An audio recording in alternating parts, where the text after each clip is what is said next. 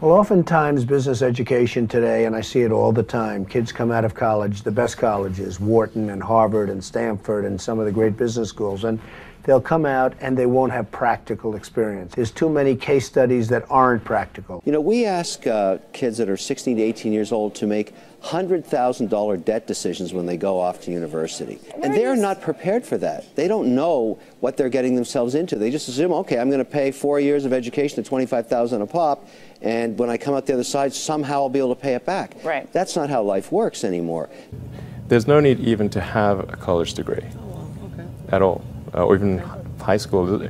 I mean, if somebody graduated from a great university, that may be an indication that they will be capable of great things, but it's not necessarily the case. You know, if you look at, say, people like Bill Gates or Larry Ellison, Steve Jobs, these guys didn't graduate from college. But if you had a chance to hire them, of course, that would be a good idea. Yeah. I think having the flexibility to explore a lot of different things, which you can do when you're in college, which is one of the amazing things about being in college, is you can work on all these hobbies and code a lot of stuff and try a lot of different things. It's this amazing flexibility that I think most people take for granted. And once you decide, okay, I'm going to start a company and I'm going to do it with someone else, you immediately now need to convince someone else if you want to change your mind on something. And I think people really undervalue the option value and flexibility. I think explore what you want to do before committing is really like the key thing. And keep yourself flexible. And no, I think that's.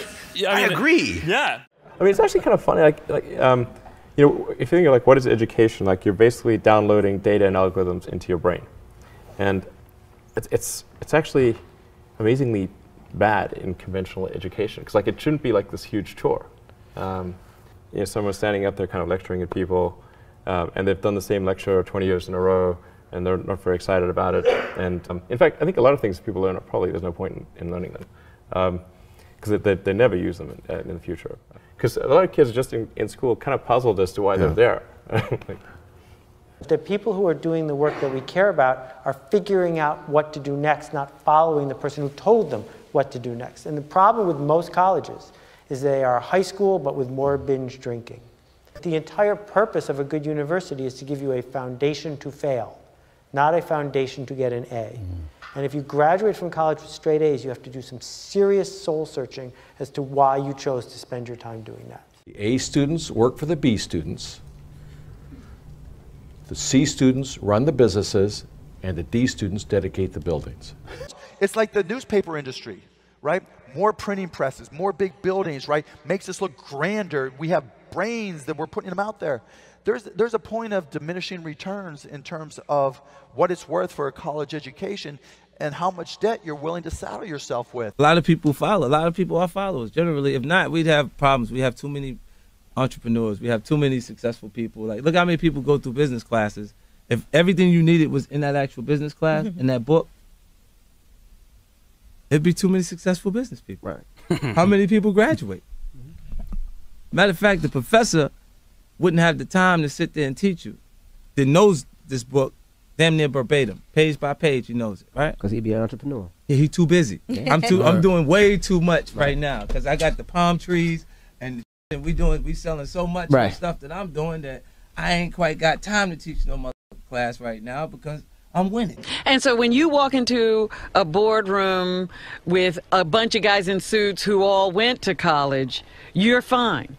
Yeah, I mean, because they read a bunch of words. I've lived a bunch of life. Well, that's true. Their law degree doesn't intimidate you, in other words. It kind of evens us out, whether they know it or not. Where do you think you get that self-esteem from? Seriously. I mean, most guys... My mom, first and foremost, but then just living life. Like, you know, being in real situations and happen to be a person of high integrity and honesty and, you know... You never embarrassed yourself? No, of course not. You never walked in and said, "Oh, everybody thinks I'm ignorant here. I'm stupid." I don't feel ignorant. Right. You know, I don't. Right. I felt like I came up in a situation, or a time, you know, where I wasn't afforded certain opportunities, and if afforded opportunities, I could be Oprah. I could be Bill Gates. I could be Warren Buffett. In my experience in business, there is very little difference, if any, between a very high-priced business education and what's available for a lot less money. I went to the University of Nebraska at Lincoln my last year in college. I went to Wharton for a couple of years before that. I learned just as much at the University of Nebraska as I did at Wharton. You need to be prodded in the right direction, but an awful lot of it is self-taught. It isn't necessary to pay $30,000 or $35,000 a year to go to some big-name school to get the education at all. I mean, if you're going to learn accounting, which is probably the most important course you'd take in business, if you're going to learn accounting, you can learn accounting absolutely as well, in my view, going to UNO as going to Harvard. I mean, I see. I'd bet on that, and so I wouldn't run up huge bills. And education is very good at training people to do the same things that we've done over and over again. And I think there's always a question what the nature of the educational good is. You know, you can say it's an investment good, where you're investing in the future. You can say it's a consumption good, like college is a 4-year party. You know, I think most of the parents and students think of it actually as an insurance policy, where you're buying this really ever more expensive insurance so that the students don't fall through the really big cracks in our society, and we should be asking some big questions why the insurance costs are going up and up like that. And if you were the president of Harvard or Stanford, if you wanted to get a lynch mob of students, alumni, faculty to come after you and try to lynch you, what you should say is something like this. You know, we live in this much larger, more global world. We offer a great education to everybody, and so we're going to double or triple our enrollment over the next 15 to 20 years. And people they'd all be furious, because the value of the degrees comes from this massive exclusion, and what you're really running is something like a Studio 54 nightclub. I hated school. I really hated school. I hated school, generally, right? Because it was this instruction following thing. Now, I bet you it's probably also because I wasn't good at it. And some people, like I've got a great conceptual memory and a terrible rote memory. So if I have a story, I could tell you year by year kind of what happened within a story, within a context. But if I was to go into, you know, like a memory-based learning, it's terrible. I have a terrible rote memory. Ego barrier is the worst thing. And if we were raised differently, just imagine in the schools that all along that people will always say, everybody makes mistakes. Everybody has weaknesses. The key is really to understand what your mistakes and weaknesses are so that you can learn from them, right? I think punishment is a terrible concept. Punishment means that you made a mistake and you're being punished. I think instead of punishment, every time somebody makes a mistake, you should say the only thing that you need to do to get out of your punishment is first think, what kind of mistake was that? So if I'm in a situation that's like that again, how would I deal with it differently, not to make that mistake? So that learning should come from the mistake, not punishment, because you're teaching people not to make mistakes. Where's where the learning comes from, not the appreciation that if you keep doing this over and over again, you're going to keep encountering the same outcomes. You know, it's an extremely corrupt system we have at this point. We have an education bubble. In the U.S., we have $1 trillion of student debt.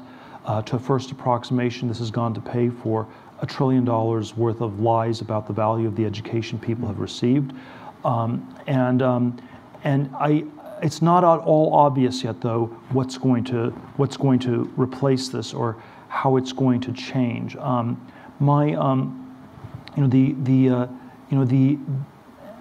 somewhat skeptical that it will be replaced by any sort of single unitary system. I have this fellowship for young people to start companies, and it's not. My claim is not that everybody should do this. I don't think everyone should become an entrepreneur, and I think there is no one size fits all. So I think the future will be much more heterogeneous, much more diverse in terms of what people do. What's really anomalous is the sort of unitary tracking, where you have to go to an elite college, you go to Yale or you go to jail. There's nothing else you can do, you know.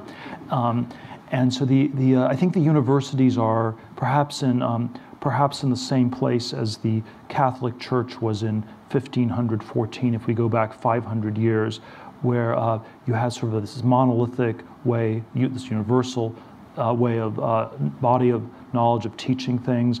The difference between the Yale and the Harvard political science faculties are probably no greater than the differences between the Dominicans and the Franciscans. So we have all kinds of small debates within this context.